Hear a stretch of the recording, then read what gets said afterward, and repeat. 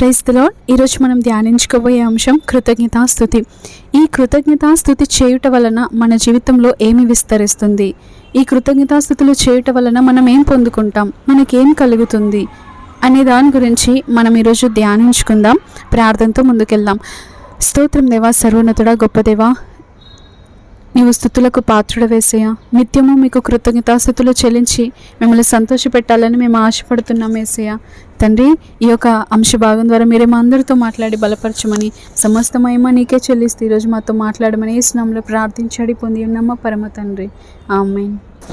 మొదటగా కొరింథీయులకు రాసిన 2వ పత్రిక 4వ అధ్యాయం 13వ వచనం మనం చూసినట్లయితే, కృప ఎక్కువ మంది ద్వారా ప్రబలి దేవుని మహిమ నిమిత్తము కృతజ్ఞతాస్తుతులు విస్తరింపచేయులాగున సమస్తమైనవి మీ కొరకై ఉన్నవి. హల్లెలూయా. ఇక్కడ కృతజ్ఞతాస్తుతుల వలన కృప విస్తరించునని మూల భాషలో చెప్పబడి ఉంది. ఇది కొరింథీయులకు రాసిన 2వ పత్రిక 4వ అధ్యాయం 15వ వచనం ఇంగ్లీష్లో ఉంటుంది. అంత మాత్రమే కాదు, హెబ్రీలో కానీ మన మూల భాషల్లో కానీ ఇంగ్లీష్లో కానీ చూసినట్లయితే కృతజ్ఞతాస్తుతుల వలన కృప విస్తరిస్తుంది అని వాక్యం తెలియజేస్తుంది స్పష్టంగా. అవును, దేవుని స్తుతించుట వలన కృప విస్తరిస్తుంది, అభిషేకం విస్తరిస్తుంది, దేవుని శక్తి మనలో విస్తరిస్తుంది, ఆరోగ్యం విస్తరిస్తుంది. మనం శారీరకంగా, ఆర్థికంగా, మానసికంగా అన్ని విషయాల్లో మనం అభివృద్ధి చెందుతాం. మనం పొంగి పొరలే పాత్రలుగా మార్చబడతాం. అనేకులు ఈ రహస్యాన్ని గ్రహించని కారణంగానే స్తుతించక ఖాళీ పాత్రలుగా, విడుదల పొందని వారుగా కట్లలోనే ఉంటున్నట్టుగా మనం చూస్తూ ఉన్నాం. ప్రార్థించవలనని, కృతజ్ఞతాస్తుతులు చెల్లించాలని ప్రతి ఒక్కరికి ఉంటుంది. నేను ఎక్కువగా ఈరోజు స్తుతించాలి, ఈరోజు ఎక్కువగా నేను ప్రార్థించాలి, నేను ఎలాగైనా ఈ సమస్య నుండి విడుదల పొందాలి అని ప్రతి ఒక్కరూ తలంచుతారు. కానీ చేయలేకపోతున్నాం ఈ రోజులో మనందరం కూడా. అయితే స్తుతి రహస్యమును గుర్తించిన వారు ఎవ్వరూ కూడా ఎక్కువ సమయం ప్రభువును స్తుతించకుండా ఉండలేరు. ఆయనను ఆరాధించకుండా, ఆయనను మహింపరచకుండా, ఆయనను సంతోషపెట్టకుండా ఉండలేరు. స్తుతి ఆయన సర్వసృష్టికర్త అయిన దేవుని సంతోషపెడుతుందని తెలిసిన మనం ఎలా ఊరుకొండగలుగుతాం స్తుతించకుండా? దేవుడు మనల్ని, సృష్టికర్త అయిన దేవుడు తన స్వరూపంలో మనల్ని చేసుకుందే ఆయనను స్తుతించడానికి. అది తెలిసిన మనం ఎలా ఊరుకుండగలుగుతాం స్తుతించకుండా? ఎంతగా మనం ప్రభువును స్తుతించుతామో అంతగా మనం ఎదుర్కొంటున్న వాటిలో త్వరగా విడుదల పొందుతాం, అంతగా మన ఆత్మలో విడుదల పొందుతాం, అంతగా మన మైండ్లో విడుదల పొందుతాం. మనందరికీ తెలిసిందే కదా, మనసు ఒక యుద్ధ భూమి.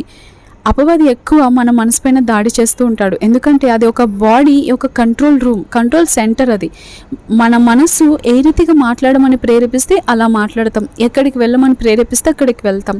కాబట్టి మన మనసులో అపవాది దుర్గాలను, కోటలను కడుతూ ఉంటాడు. మనం ఎప్పుడైతే స్తుతిస్తామో, ఎక్కువగా స్తుతిస్తామో మనం విడుదల పొందుతాం. మన మనసులో విడుదల పొందుతాం, ఆత్మలో విడుదల పొందుతాం. శారీరకంగా అనేకులు అనారోగ్యంతో బాధపడుతూ ఉన్నారు. కానీ ఎప్పుడైతే మనం స్తుతిస్తామో దేవుడు తప్పకుండా మనకు విడుదలనిస్తాడు. స్తుతి మన స్థితిగతులను మారుస్తుంది. దేవుని ప్రసన్నతను, దేవుని మహిమను మనం పొందుకోగలుగుతాం. ఒక దైవ సేవకుడు క్లిప్స్ అనే ఒక గొప్ప వ్యక్తి, గొప్ప దైవజనుడు, గొప్పగా స్తుతించేవాడు, ప్రార్థనాపరుడు, గొప్పగా పరిచర్య చేసిన వ్యక్తి. అతడు ఏమంటాడంటే, నేను ప్రజల ఎదుట ఎప్పుడైతే నిలవబడడానికి, వాక్య పరిచర్య చేయడానికి వెళ్తానో దానికి ముందుగానే నేను పొంగి పొరలే పాత్రగా నుండి నిమిత్తం నేను సిద్ధపడతాను. నేను ఆత్మతృష్టితోను, వాంఛతోను నా ప్రార్థన గదిలో ప్రవేశించి తలుపు వేసుకొని 3 దినాలు ప్రభు మహత్యాన్ని ధ్యానించి నేను స్తుతిస్తాను అని చెప్తూ ఉంటారు. అంత మాత్రమే కాదు, ఆయన ప్రభు యొక్క కలువరి శ్రమలను ధ్యానించి, ఆయన గాయంలో నుండి కారుచున్న రక్తమును ఆయన చూస్తూ, ఇది నా కోసమే కదా, ఇది అని దేవుడు నా కొరకే కార్చాడు కదా, నా నిమిత్తమే కదా, నా స్థానంలోనే కదా ఇది జరిగింది అని చెప్పి దాన్ని జ్ఞాపకం చేసుకుని ఆయన స్తుతిస్తుంటాడు. అప్పుడు దేవుని శక్తి, బలము, దేవుని యొక్క అభిషేకము ఆయన మీద దిగడం ఆయన గ్రహించేవాడంట.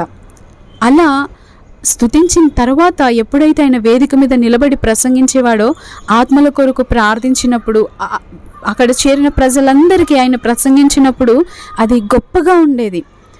ప్రభు తానే దిగివచ్చి మహిమగల కార్యములను చేయిచూ ఉండేవాడు. ప్రభు స్వయంగా తానే అక్కడ ఉంటూ ఉండేవాడు. పరిశుద్ధాత్మ దేవుడు తన కార్యములు స్వయంగా తానే జరిగిస్తూ ఉండేవాడు. దూతలు అక్కడ పరిచర్య చేస్తూ ఉండేవాళ్ళు. ఇదంతటికి రీజన్ ఏంటో తెలుసా? ఆయన ఆ యొక్క స్టేజ్, ప్రసంగ వేదిక ప్రసంగించడానికి ఆ వేదిక ఎక్కక ముందే కొన్ని గంటలు, కొన్ని దినాలు దేవుని స్తుతించి, దేవుని సన్నిధిలో గడిపి ఆ సన్నిధిని మోసుకొని వెళ్ళేవాడు. చూసారా, స్తుతి దేవుని సన్నిధిని తీసుకొస్తుంది. Praise attracts God's presence. అంత మాత్రమే కాదు, చెన్నై పట్టణంలో జీవించిన ఒక దైవ సేవకుని నేను ఎరుగుదును. అతడు ప్రసంగించడానికి ముందు కనీసం 2 గంటల సమయం ఎవరిని కలవకుండా తన గదిలో ఉండి ప్రార్థించి స్తుతించేవాడు. ప్రార్థిస్తూ స్తుతిస్తూ ఆరాధిస్తూ ఉండేవాడు. ఎప్పుడైతే ఈ రీతిగా చేస్తూ ఉండేవాడో నిండు అభిషేకముతో ఆ వేదిక ఎక్కిన తర్వాత ఆయన ప్రసంగాలు దైవ శక్తితో అభిషేకంతో ఉండేవి. అతడు తక్కువ కాలంలోనే ఒక గొప్ప ఉజ్జీవానికి కారకుడయ్యాడు. దీని అంతటికి కారణం ఏంటో తెలుసా? ఆయన దేవుని సన్నిధిలో స్తుతిస్తూ ప్రార్థనలో గడిపాడు.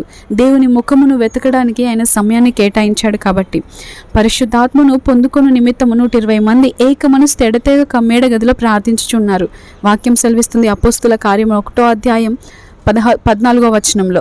అప్పుడు వేగంగా వీచు బలమైన గాలి వంటి ఒక ధ్వని ఆకాశం నుండి అకస్మాత్తుగా వారు కూర్చుని ఉన్న ఇల్లంతయు నింపెను. అపోస్తులుడైన పేతురు పరిశుద్ధాత్మ ద్వారా నిండి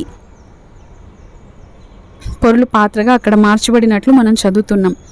అక్కడ అంతకుముందు పేతురు చాలా పెరిగివాడు, కానీ ఎప్పుడైతే దేవుని ఆత్మచేత నింపబడ్డాడో గొప్ప పౌరుషం కలిగిన పేతురుగా మార్చబడి ప్రసంగించాడు, ఉజ్జీవాన్ని తీసుకొచ్చాడు, అనేక అద్భుతాలను చేశాడు.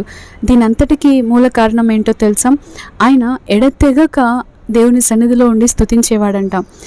వారందరూ ఆది అపోస్తులందరూ కూడా ఎడతెగక దేవుని స్తుతించడానికి దేవుని మందిరంలో గడిపిన వారు, దేవుని ముఖమున వెతికిన వారు, అనేకుల నిమిత్తం ప్రార్థించిన ప్రార్థనా పరులు వారు. ఈరోజు మనమైతే ఎన్నో కావాలని ఆశపడుతూ ఉంటాం, దేవుడు ఎన్నో చేయాలని మన జీవితంలో కోరుకుంటూ ఉంటాం. కానీ దేవునికి మనం ఏమైనా ఇస్తున్నామా అంటే ప్రశ్నార్థకంగా మిగులుతుంది. మన కొరకు దేవుడు ఎన్నో చేయాలని మనం ఆశపడతాం. కృతజ్ఞతాస్తుతులు చెల్లిస్తే దేవుడు ఎన్నో ఇస్తాడు అని వాక్యం తెలియజేస్తుంది. అది తెలిసినా కూడా మనం కృతజ్ఞతాస్తుతులు చెల్లించడానికి వెనకంజ వేస్తూ ఉంటాం. కాబట్టి మీ జీవితంలో ఎన్నో అవసరతలు ఉండవచ్చు. దేవుడు మీకు ఎన్నో అనుగ్రహించాలని మీ కొరకు ఆశతో ఎదురు చూస్తున్నాడు. ఎప్పుడు స్తుతిస్తుందా నా బిడ్డ నా ముఖంను ఎప్పుడు వెతుకుతుందా, నా దగ్గరికి ఎప్పుడు వస్తుందా అని దేవుడు 2 చేతులు దినమిల్లా చాపి మన కొరకు ఎదురు చూస్తూ ఉన్నాడు. కానీ మనమైతే దేవుని సన్నిధికి వెళ్ళగానే అది కావాలి ఇది కావాలి అని చెప్పి అడుగుతూ ఉంటాము. లేకపోతే కొందరైతే ప్రశ్నిస్తూ ఉంటారు, నాకు అది ఇవ్వలేదు ఇది ఇవ్వలేదు అని. దానికి బదులుగా దేవుని స్తుతిస్తే మనకు మేలు జరుగుతుంది. ప్రశ్నిస్తే జవాబు వస్తుందో రాదో, పరిష్కారం వస్తుందో రాదో నాకు తెలియదు, కానీ స్తుతిస్తే తప్పకుండా పరిష్కారం పొందుకుంటాం, 100% పొందుకుంటాం. కానీ మన స్తుతిలో యథార్థత ఉండాలి. మన స్తుతిలో ఆయనకు మన హృదయం ఆయనకు సమర్పించుకొని ఉండాలి. హృదయపూర్వకంగా ఆయనను ఎప్పుడైతే మనం స్తుతిస్తామో దేవుని ప్రేమ నిస్వార్థమైనది. అటువంటి ప్రేమ మనం నింపబడి దేవుడు నాకు ఇచ్చినా ఇవ్వకపోయినా దేవుడు నమ్మదగిన వాడు, దేవుడు నన్ను చేసిన సృష్టికర్త, దేవుడు నాకు ఎప్పుడు మేలే చేస్తాడు అని ఎప్పుడైతే మనం నమ్మి ఆయనను స్తుతిస్తామో దేవుడు మనం అడుగు వాటన్నింటికంటే, ఊహించి వాటన్నింటికంటే, ఆలోచించే వాటన్నింటికంటే కూడా అత్యధికంగా ఇస్తాడంట. ఇంగ్లీష్లో థింక్ అని ఉంటుంది. మనం ఆలోచించే దానికంటే కూడా అధికంగా ఇస్తాడంట. మనమైతే ఈ స్థితిలో ఉండాలి, నా పొజిషన్ ఇలా ఉండాలి, నా బిడ్డలు ఇలా ఉండాలి, నాకు ఇంత స్థితి ఉండాలి, నాకు ఇంత అని మనం ఎంతో ఉన్నతంగా అనుకుంటూ ఉంటాం, దేవుణ్ణి అడుగుతూ ఉంటాం. అయితే దేవుడు ఏంటంటే తెలుసా, మనం ఆలోచించేదానికంటే, అడిగేదానికంటే, ఊహించేదానికంటే కూడా అత్యధికంగా ఇచ్చే దేవుడు అంట. హల్లెలూయా! అంత గొప్ప దేవుని మనం కలిగి ఉన్నాం. కాబట్టి ఈరోజు నుండి ధైర్యం తెచ్చుకుందాం. మీ పరిస్థితులు ఏ రీతిగా ఉన్నా సరే ఆయనను స్తుతించండి. మీరు స్తుతించినప్పుడు వెంటనే జవాబు రాకపోయినా పర్వాలేదు, ఆలస్యమైనా పర్వాలేదు. ఆలస్యం వెనుక అద్భుతమే దాగి ఉంటుంది. ఎప్పుడూ కూడా ఆలస్యం తర్వాత వచ్చే ఆశీర్వాదాలు ఎప్పుడూ అద్భుతంగానే ఉంటాయి. హన్నా కొన్ని సంవత్సరాలు గొడ్రాలుగా పిలువబడింది, కానీ దేవుడు విడిచిపెట్టాడా? లేదు. ఎప్పుడైతే ఆయనను వెతికిందో, ఆయన సమ్ముఖంలో నిలిచిందో దేవుడు గొప్ప ప్రవక్తను సమూయేలునిచ్చాడు. ఆలస్యం వెనుక ఎప్పుడు అద్భుతం దాగి ఉంటుంది. కాబట్టి ఆలస్యపోక దేవుని స్తుతించేవారిగా ఉందాం.